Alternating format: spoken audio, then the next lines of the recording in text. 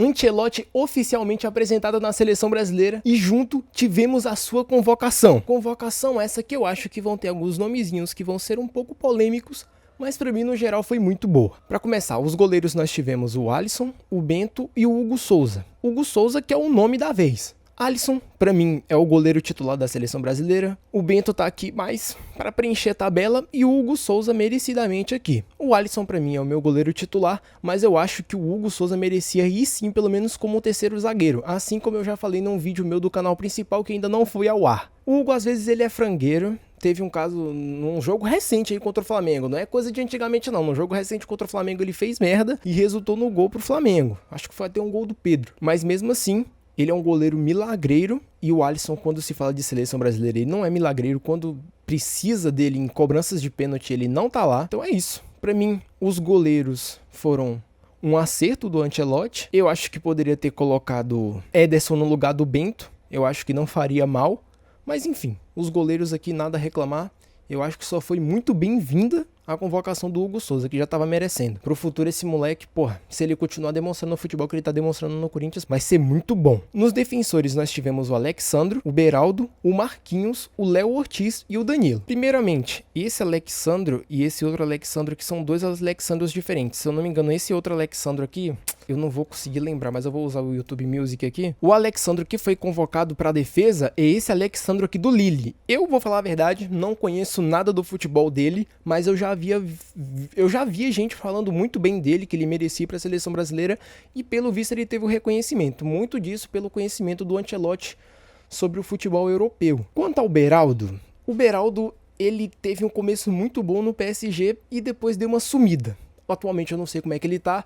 Eu vi alguns jogos do PSG na Champions League e particularmente eu não lembro de ter visto em nenhum dos jogos ele como titular. Mas se o Carleto convocou, pra mim tá bom demais. O Marquinhos tudo bem, eu entendo a convocação do Marquinhos. O Léo Ortiz, que ele é muito bem falado, jogador aí do Flamengo. Flamengo que teve 5 convocações, se não me engano do Brasileirão nós tivemos 7 convocações e 5 eram do Flamengo. Porra, botaram pocando. E aqui o Danilo também. Dos defensores aqui, o que mais me deixa um pouco meio lá, meio cá, é o Beraldo. Porque o Beraldo ele não vem jogando muito no PSG. E quando eu falo de não jogar muito, não é que ele não vem jogando mal. Ele só não vem jogando, tá ligado? É tipo o Endrick. Você não pode falar que o Endrick tá indo mal no Real Madrid porque ele nem jogando tá. E o Danilo, que se você for ver aqui já tem gente reclamando do Danilo. Eu entendo as reclamações do Danilo, mas o Danilo ele já teve uma grande passagem pela Europa. Talvez esse seja o motivo do Carleto ter convocado ele. Além dele já estar sendo convocado várias vezes para a seleção brasileira, então eu acho que ele só foi mantido aqui. E eu acho que conforme essas convocações forem passando, que o Ancelotti for conhecendo mais o futebol brasileiro, eu acho que outras pessoas podem entrar aqui. Quanto aos laterais, tivemos o Alexandro. Esse Alexandro aqui que eu acho que é o do São Paulo. Isso. É o Alexandro que tá aqui no São Paulo. O Carlos Augusto, que havia tido algumas convocações para a seleção brasileira, mas ele acabou sumindo. O Wesley, que já tava na seleção brasileira. E o Wanderson também. Quanto aos laterais, pra mim, bons laterais. Se você tiver algum nome aqui de qualquer uma dessas posições que você acha que faltou, por favor, deixa aí nos comentários. Mas pelas laterais, eu achei o Alexandro de boa, porque eu acho que já deve ser um jogador mais de confiança do Carleto. O Carlos Augusto também, que joga lá na Internacional. E o Wesley do Flamengo, que ele começou muito bem. Tipo, ele foi muito reclamado, né? Ele tomou muita xinga no Flamengo, depois ele melhorou. E pelo visto de uns jogos pra cá, eu venho vendo algumas críticas recorrentes de flamenguistas contra o Wesley, viu? Principalmente quando se fala de cruzamentos. Eu acho que ele até rebateu essa questão. E o Wanderson é aquele jogador que tá lá. Quando o Wanderson foi substituído pelo Wesley, o Wesley entrou melhor que o Wanderson.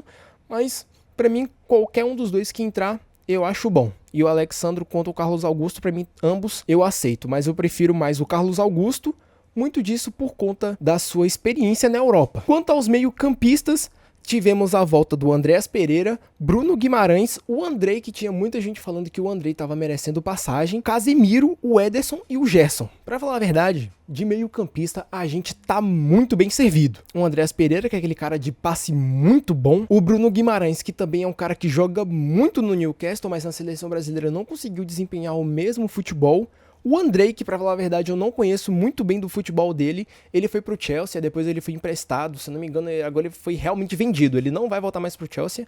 Se ele tiver de empréstimo, disfarça o que eu acabei de falar. E já estava sendo especulado que por conta do Carleto, o Casemiro voltaria para a seleção brasileira e ele realmente voltou. Casemiro, que já trabalhou muito bem com o Ancelotti, e eu acho que muito por conta disso ele vem voltando para a seleção brasileira. Não só por isso, ele melhorou também no Manchester United, mas eu acho que essa ligação com o Carleto foi essencial para a volta dele. E convenhamos que a gente estava precisando de um pouco de liderança, porque muita dessa liderança é jogada no Marquinhos e no Danilo, mas eu não acho que eles tenham tanta imponência quanto o Casemiro. O Ederson da Atalanta, que também vem jogando muito, e o Gerson do Flamengo, que inclusive ontem teve o jogo do Flamengo versus Palmeiras, infelizmente a gente perdeu. O Gerson saiu machucado, tanto que eu comentei com meus amigos, tipo, será que ele vai ser convocado? Será que ele não vai ser cortado? Porque a gente já esperava que ele fosse ser convocado e realmente foi. Hoje de manhã, eu acho que foi hoje de manhã, não sei se foi antes de noite, mas saiu a notícia que ele não tinha se lesionado, ele só realmente sentiu, ele caiu de mau jeito, tanto que nem foi um choque de jogadores, ele realmente só pisou mal. Mas quanto aos meios campistas, acho que são todos muito bons, nenhum aqui eu vou questionar, só o Andrei mesmo, que eu não conheço muito do futebol dele, mas ok. Agora vamos pros atacantes, que inclusive teve uma volta de um jogador aqui que, pelo amor de Deus, se ele não tivesse na convocação, aí sim eu ia xingar muito. O Estevão do Palmeiras,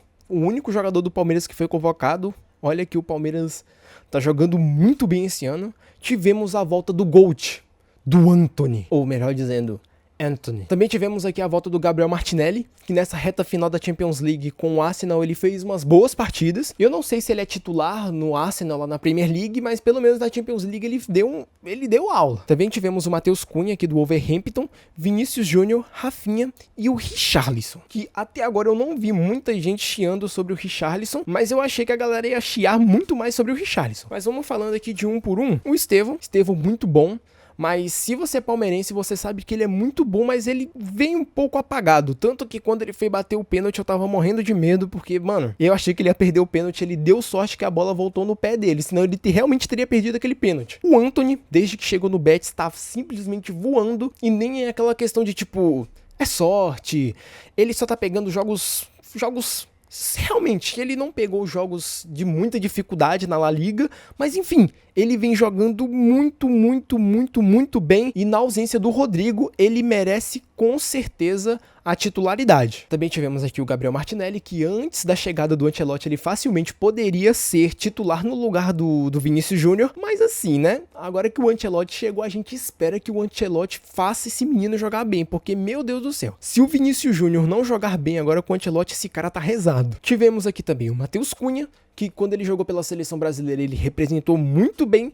O próprio Vinícius Júnior, que agora a gente espera que ele vá jogar aquele futebol que ele sempre jogou no Real Madrid, porque se isso não der certo, a gente vai ter que botar a seleção brasileira pra jogar sempre de branco, porque não é possível que um jogador bom desse nunca vai conseguir desempenhar o real futebol dele na seleção brasileira. Tivemos aqui o Rafinha, que quando o Ancelotti vê o Rafinha dentro de campo, ele vai tomar um susto. E tivemos aqui o Richarlison, que na situação atual da seleção brasileira é a primeira convocação do Ancelotti, a gente entende. Na época que o Ancelotti passou pela Premier League, mais especificamente no Everton, eu acho que era no Everton, ele jogou com o Richarlison, e eu acho que esse é o principal motivo para ele ter convocado o Richarlison. Muita gente pode achar isso aqui ruim, eu acho de boa, porque é a primeira convocação do Carleto. Assim que ele for realmente se habituando no futebol brasileiro, que ele for conhecendo uns jogadores como o Pedro da vida, eu acho que o Richarlison pode começar a assumir. Muito disso porque o Richarlison não vem fazendo uma temporada muito boa. Ele tá realmente aqui sendo convocado por conta disso, por conta da sua aproximação com o Ancelotti. Sobre a convocação no geral, pra mim, goleiros, tudo certo.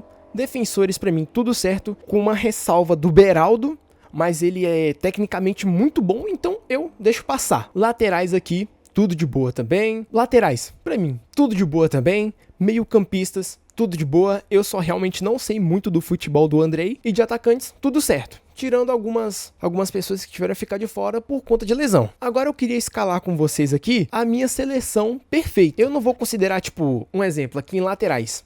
Eu não sei se ele é lateral esquerdo ou lateral direito. Eu só vou realmente falar os que eu quero, tá ligado? Mas eu acho que lateral... Mas enfim, eu vou montando aqui, tá bom? Pra mim, goleiro, Alisson. Alisson, ele é muito bom. Infelizmente, ele não é decisivo, ele não é milagreiro da seleção brasileira, mas desses aqui, eu acho que ele com certeza merece a titularidade. Defensores, pra mim, eu boto aqui Léo Ortiz e Marquinhos, que nem eu falei pra vocês.